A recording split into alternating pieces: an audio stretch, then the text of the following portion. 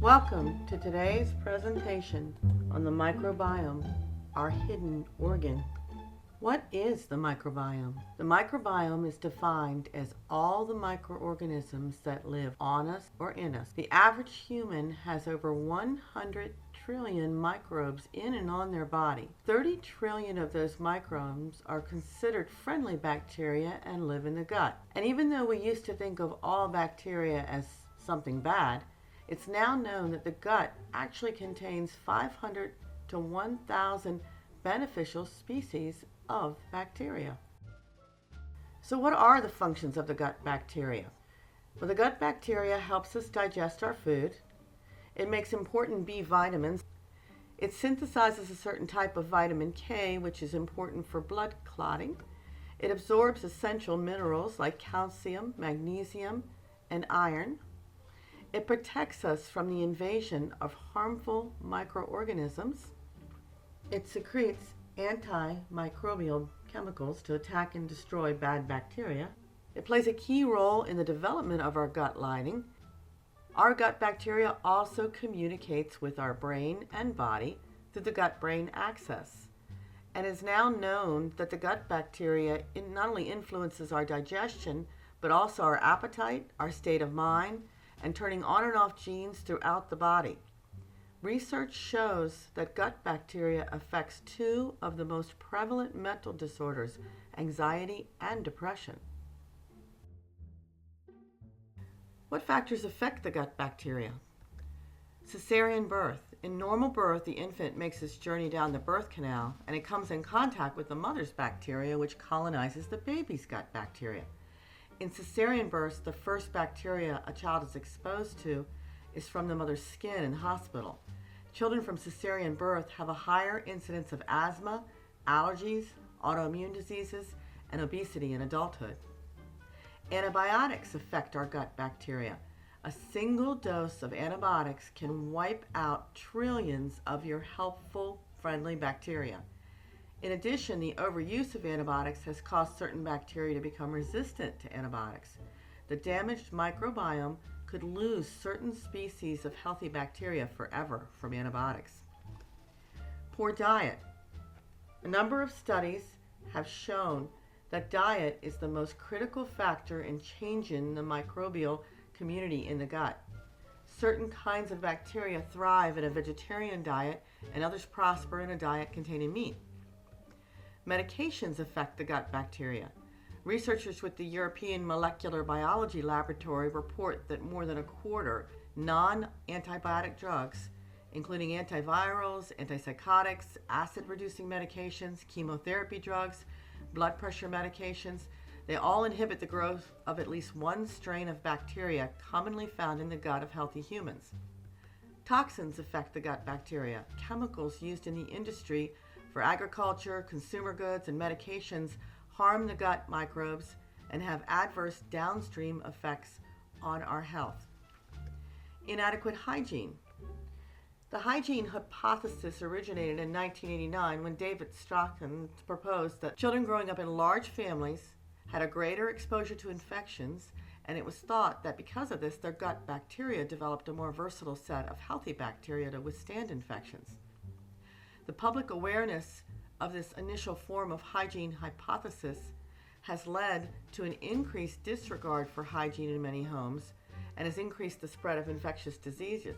Targeted hygiene like washing our hands and cleaning surfaces can limit the spread of respiratory infections like cold and influenza, and then it maximizes protection against pathogen exposure. Lifestyle.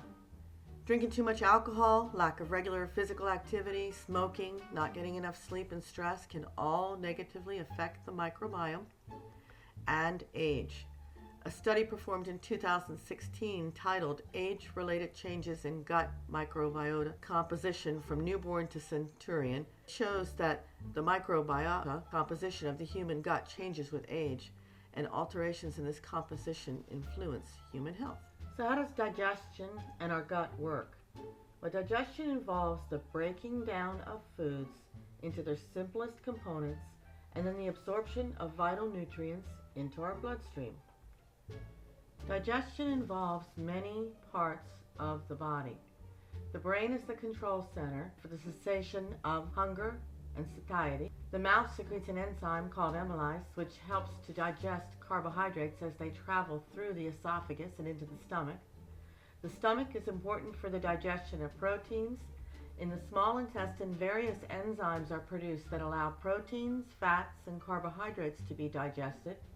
Other enzymes are made in the pancreas and secreted to the small intestine. The liver creates bile salts that are stored in the gallbladder and used to break down fats. And some foods like lettuce and raw vegetables, which the small intestine can't digest, are passed to the large intestine where the gut bacteria digest them. The large intestine also absorbs any excess water and minerals from the food and stores waste materials before elimination. The walls of the small intestine are lined with a series of bumps called villi. Each of these bumps consists of a continuous series of cells. Most of these cells are special absorptive cells that absorb minerals and vitamins into the blood, but some have other functions such as the secretion of mucus and bacteria-killing substances to protect the gut. The special absorptive cells have even smaller bumps called microvilli. The villi and the microvilli layers are designed to offer the largest possible surface for the absorption of nutrients. The lining of the small intestine is so extensive that it would cover approximately half the size of a tennis court if it were spread out. So how does the body selectively bring in nutrients that are good for you and keep out the harmful bacteria? Well, the cells in the intestinal wall are tightly linked together so the bacteria can't enter the bloodstream. There's specific channels or gates on the surface of the absorptive cells that allow only certain nutrients into the cells. Once inside the cells, the nutrients pass into the bloodstream, which carry them to the liver and other areas to be metabolized and processed. Fats are unique because they move directly from the absorptive cells into the lymph system and then enter the bloodstream. Now let's take a look at some of the disorders of the gut. The term leaky gut syndrome covers a range of digestive symptoms that include gas, bloating, cramps, nausea, indigestion, heartburn, and food sensitivity. Dr. Alessio Fasano, one of the leading experts on celiac disease, has shown that gluten in wheat contains a short protein called gliadin, which triggers a series of biochemical events that cause leaky gut.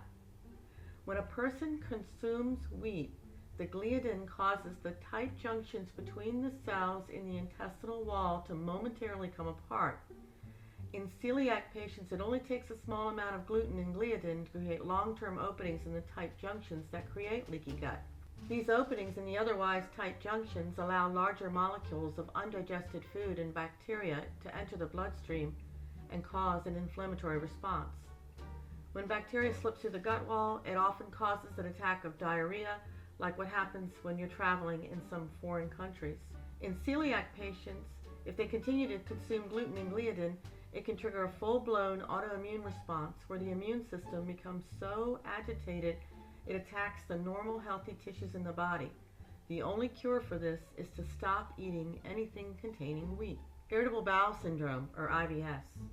Between 25 and 45 million people in the U.S. have IBS.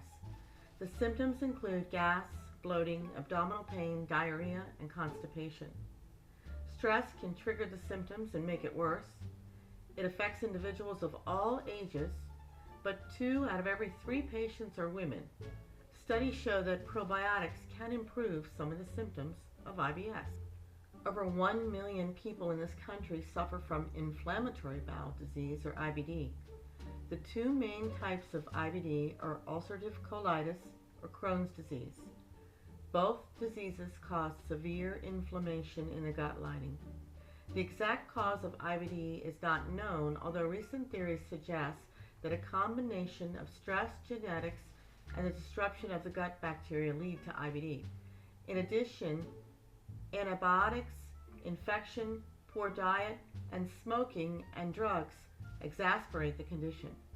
Diet and lifestyle changes, drug therapy, and other treatments work to relieve IBD, but in extreme cases, a doctor may recommend surgery, and surgery can often eliminate ulcerative colitis.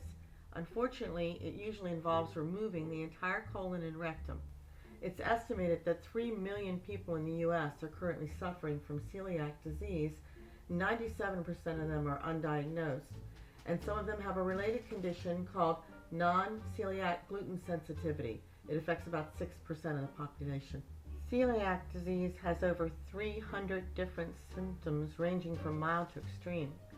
Those symptoms include abdominal pain, nausea, anemia, itchy, blistery rash, loss of bone density, headaches, general fatigue, bone or joint pain, mouth ulcers, weight loss, and heartburn.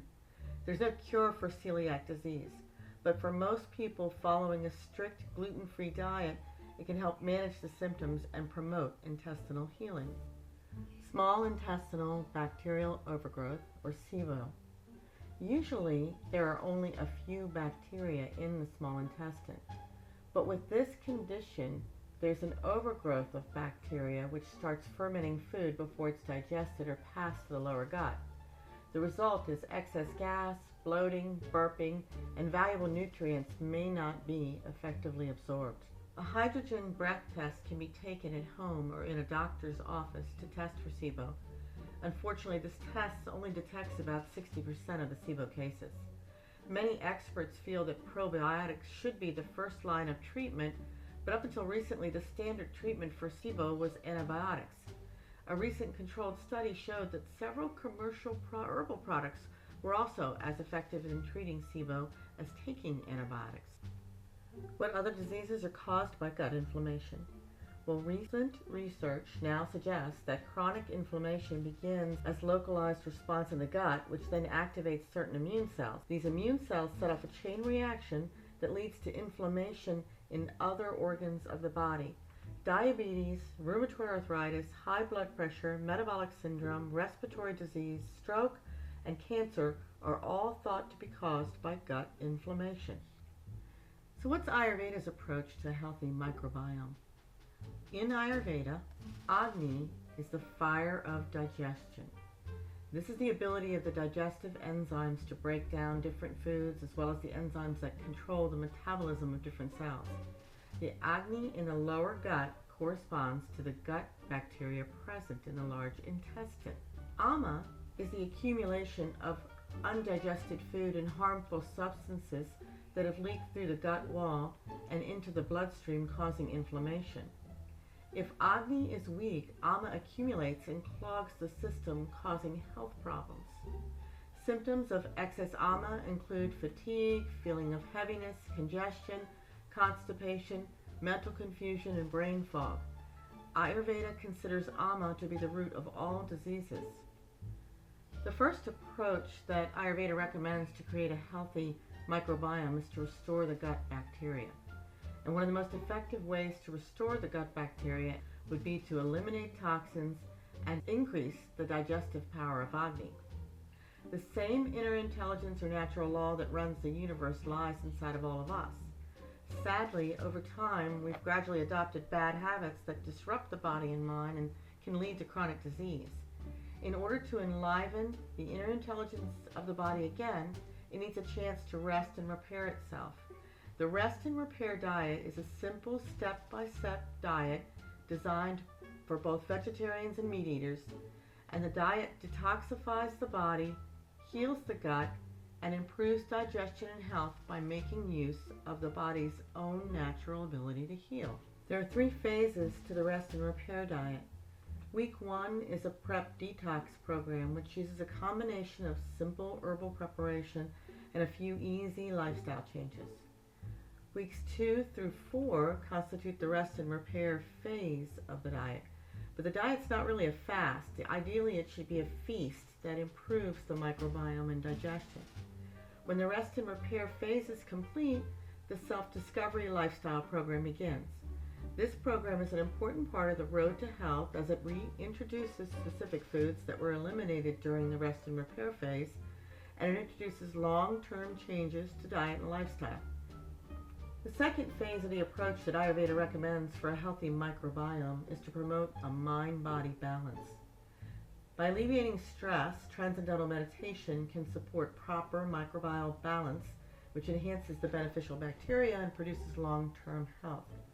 Yoga utilizes stress reduction techniques paired with physical and breathing exercises that increases the diversity of the bacteria within the digestive tract and strengthens and boosts the immune system. A regular daily routine that includes an early bedtime and waking time, lunch is the main meal, and regular bowel movements balances the mind and body. Abhyanga, an oil massage, increases circulation, tones the muscles, calms the nerves, lubricates the joints, increases mental alertness, improves the elimination of impurities from the body, creates softer, smoother skin, increases the level of stamina throughout the day, and enhances sleep at night. Moderate exercise, such as brisk walking, 20 to 30 minutes every day, promotes mind-body balance. And herbal preparation. Ayurveda has vast knowledge of spices and herbs that can directly affect the microbiome.